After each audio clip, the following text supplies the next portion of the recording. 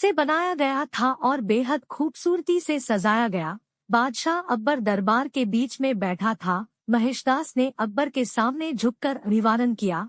अकबर ने कहा, तुमने मुझे जो सम्मान दिखाया है उससे मैं बहुत खुश हूँ। बताओ, बदले में तुम्हें मुझसे क्या चाहिए? महेशदास ने कहा, जहांपना, यदि ऐसा है तो मुझे 100 कोड़े मेरी नगी पीठ पर बरसाने का इनाम दे।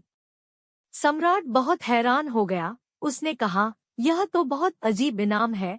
तुम क्यों मुझसे ऐसा बनाम मांग रहे हो? महेशदास ने कहा, महाराज, जब मैं आपसे मिलने के लिए आ रहा था तो द्वारपाल ने मुझसे कहा कि आपसे जो मुझे प्राप्त होगा उसका आधा मुझे उसे देना होगा। बादशाह अकबर हंस पड़े और बोले, यह एक गंभीर विषय है। इसका मतलब है कि द्वारपाल अपना काम करने के लिए रिश्वत लेता है। इसकी सजा उसे मिलनी चाहिए। द्वारपाल को पकड़कर लाया गया और उसे रिश्वत लेने के अपराध में 100 कोड़े मारने की सजा दी गई। फिर अकबर ने महेशदास से कहा, तुम बहुत ही चतुर व्यक्ति हो, क्यों नहीं तुम मेरे दरबार में मंत्री के रूप में शोभा दाओ। महेशदास इस अवसर को पाकर बहुत खुश था। उस दिन से बीरबल व उसकी बुद्धि की कहानियां दूर दूर तक व्यापक रूप से फैलनी शुरू हो गई। फारस का राजा और बादशाह अकबर बहुत अच्छे दोस्त थे। वे दोनों एक दूसरे को पहेलियां व चुटकुले भेजा करते थे। उन्हें एक दूसरे से उपहार प्राप्त करने में आनंद प्राप्त होता था, जिससे उन्हें अपनी दोस्ती को बनाए रखने में मदद मिलती थी। एक दिन बादशाह अकबर को फारस के राजा से एक बड़ा सा पिंजरा और उसमें नकली शेर तथा एक पत्र प्राप्त हुआ। पत्र में लिखा था, क्या आपके राज्य का कोई बुद्धिमान व्यक्ति बिना पिंजरा खोले शेर को बाहर निकाल सकता है? यदि पिंजरा खाली नहीं हुआ तो मुगल साम्राज्य फारस साम्राज्य की संप्रभुता के अधीन आ जाएगा।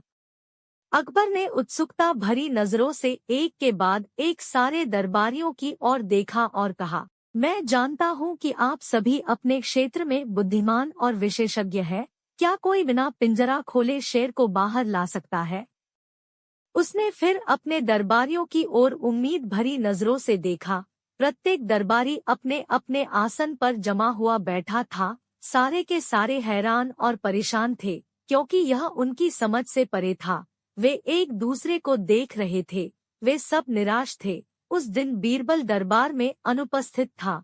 वह कहीं सरकारी कार्य से व्यस्त था। अकबर ने सोचा कि काश बीरबल इस समय यहाँ होता। उन्होंने बीरबल को बुलाने के लिए दूतों को आदेश दिया। अगले दिन अकबर अपने सिंहासन पर आराम से बैठे हुए थे। बाकी आसनों पर अधिकृत दरबारी बैठे हुए थे। एक आसन बीरबल के न आने से खाली था। तभी बीरबल ने दरबार में प्रवेश किया। उसने झुककर बादशाह का अभिवादन किया और कहा, जहांपनाह, मैं आपकी सेवा में उपस्थित हूँ। मेरे लिए क्या आदेश है? अकबर ने संक्षेप में उसे पूरी बात बताई और फारस के राजा द्वारा भेजा गया पत्र उसके हाथ में रखा दिया। बीरबल ने पत्र पढ़ा और पिंजरे की ओर नजर डाली। बीरबल ने नौकर को बुलाया और एक लोहे की गर्म छड़ लाने को कहा। नौकर ने तुरंत ही आदेश का पालन किया। बीरबल ने लोहे की गर्म छड़ से शेर को हुआ। शेर उस जगह से थोड़ा सा पिघल गया। वह तब तक उसे छूता रहा जब तक पूरा शेर पिघल नहीं गया। फारस का दूत बीरबल की प्रतिभा से बहुत प्रभावित हुआ। अकबर ने बीरबल से पूछा, तुमने कैसे जान लिया कि यह शेर लाख का बना हुआ है? बीरबल ने उत्तर दिया, हुजूर, पत्र के अनुसार यह पिंजरा बिना खोले इसे खाली करना था, लेकिन यह नहीं कहा गया था कि शेर को बरकरार रखना है।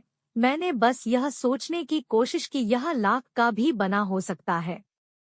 फारस का दूत दरबारी अपने राज्य वापस चला आया और उसने बीरबल के बुद्धिमानी की एक और कहानी बताई।